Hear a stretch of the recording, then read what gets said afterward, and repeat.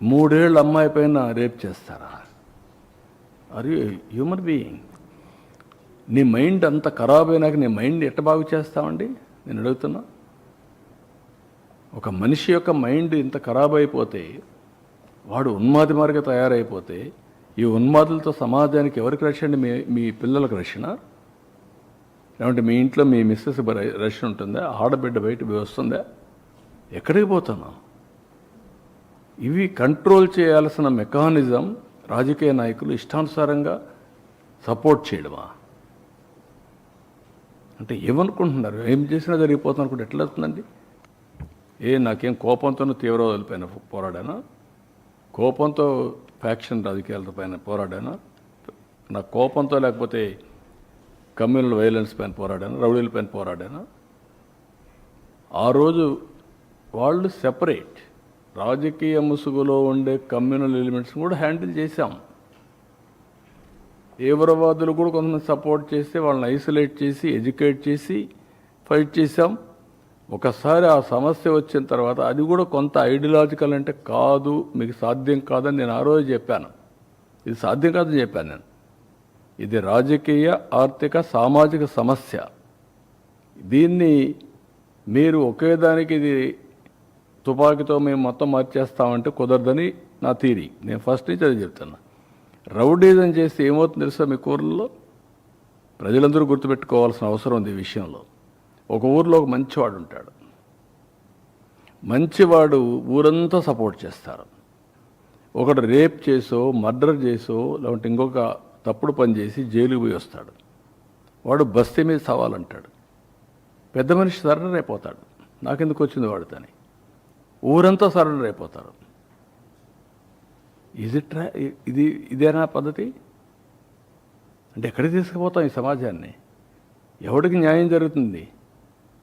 ఒక రౌడీ శాసించే పరిస్థితులు ఒక ఊర్లో వస్తే మీరందరూ ఆలోచిస్తారా? చాలాసార్లు చెప్తా ఉంటాను నేను. మీ అమ్మాయికి పెళ్లి చేయాలంటే ఎంతమంది చూస్తారా? ఎన్ని తరాలు చూస్తారా మీరు? ఒక నాయకుడిని చూడరా? I'm asking. మీ భవిష్యత్తుని తీర్చిదిద్దే నాయకుడు మాత్రం మీరు చూడరు. మీ ఇంట్లో ఒక అమ్మాయిని తెచ్చుకోవాలన్నా, ఒక అమ్మాయిని ఇవ్వాలన్నా 7 తరాలు చూస్తారు, 10 మంది దగ్గర చెప్పించుకుంటారు. అప్పుడు కూడా కొన్ని జడ్జిమెంట్లో తప్పులు ఉంటాయి. కానీ ఒక నాయకుడి విషయాల్లో మీరు ఆలోచించకపోతే ఏం చేస్తారు మీరు?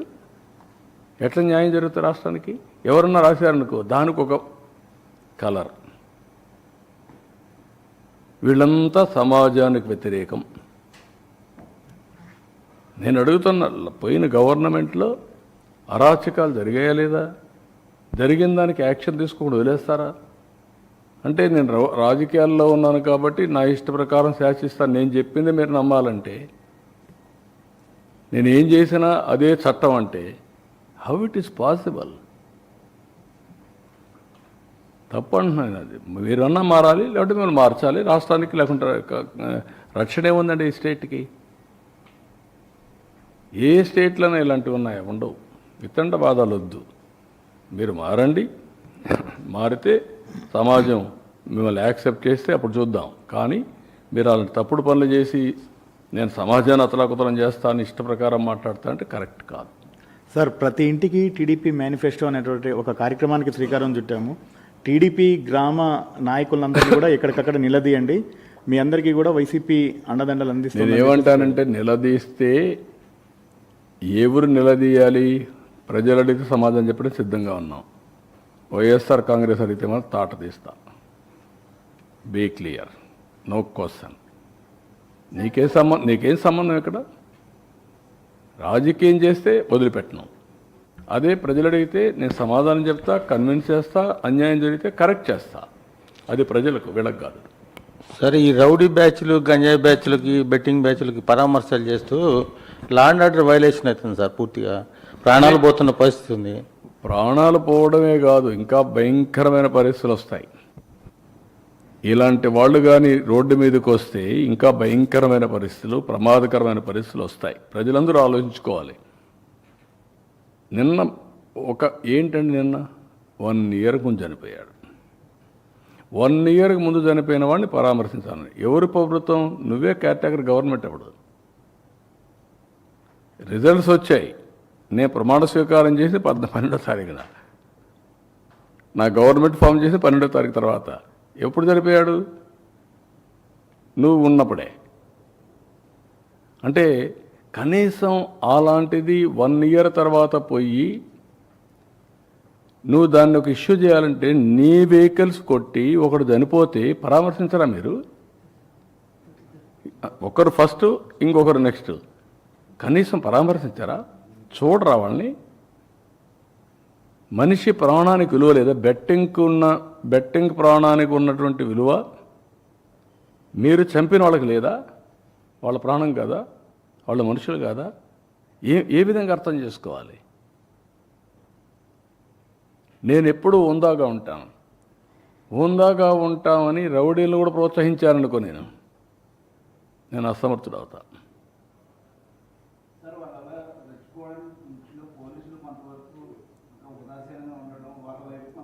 కాదమ్మా, ఇప్పుడు ఏమీ చేయకమునిపై ఏం చేస్తున్నారు? I'm asking. ఏమీ చేయకపోయినా నువ్వు దబాయిస్తున్నావు. ఒక రాజకీయ నాయకుడు నువ్వే లాగేసి నువ్వే పోతూ నీకు పర్మిషన్ లేదు, నువ్వు ఇవ్వలేదు. ఇవ్వకపోతే మార్గం ఏంటి?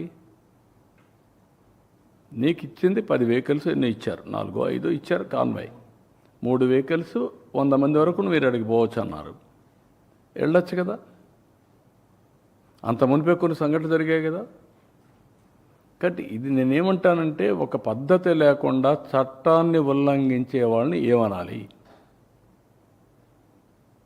ఇప్పుడు నేను పోయినప్పుడు విశాఖపట్నం నిలిపేశారు, నేను నిలిచాను. నేను పోలేదే, నేను దౌర్జన్యం చేయలేదే. తిరుపతి నిలిపేశారు ఎయిర్పోర్ట్లో, నేను పోలేదే. తిరుపతి దేనికి పోతా అన్నాను?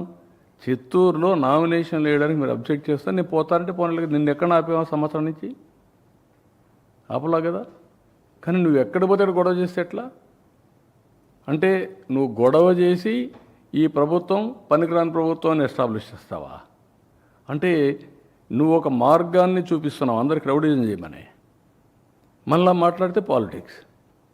అంటే 40,000 మంది ర్యాలీతో ఉన్నప్పుడు 40 మంది వచ్చి అది కావాలని అడ్డుకునే ప్రయత్నం చేస్తే ఆ 40,000 మంది రియాక్ట్ అయితే 40 మంది మీద ఏం జరగబోతుంది, ఎందుకు ఇటువంటి కుయుక్తులు చేస్తున్నారు అనేది జగన్ మాట్లాడుతుంది. పొదిలి సంఘటన నేను అడుగుతున్నా, 40,000 మందిని మార్కెట్ యార్డ్కి తీసుకుపోతావు? ఎందుకు నువ్వు మొబిలైజ్ చేసావని అడుగుతాను. 40,000 మందిని నువ్వే చెప్తున్నావు, నేను 40,000 మంది వచ్చారని. ఎందుకు 40,000 మందిని మొబిలైజ్ చేసావు? ఫస్ట్ ఆన్సర్ దానికి చెప్పు. లా అండ్ ఆర్డర్ క్రియేట్ చేయాలనే కదా. మార్కెట్ యార్డ్లో పొగాకు కొనుగోలు చేసేది ఇక్కడికి 40,000 మందిని పంపిస్తే ఆ పొగాకు ఏమవుతుందండి? రైతు ఏమవుతాడండి? అంటే నువ్వేం చేసినా జరిగిపోవాలన్నా? ఆర్గ్యుమెంట్కి కూడా జస్టిఫికేషన్ ఉండాలా?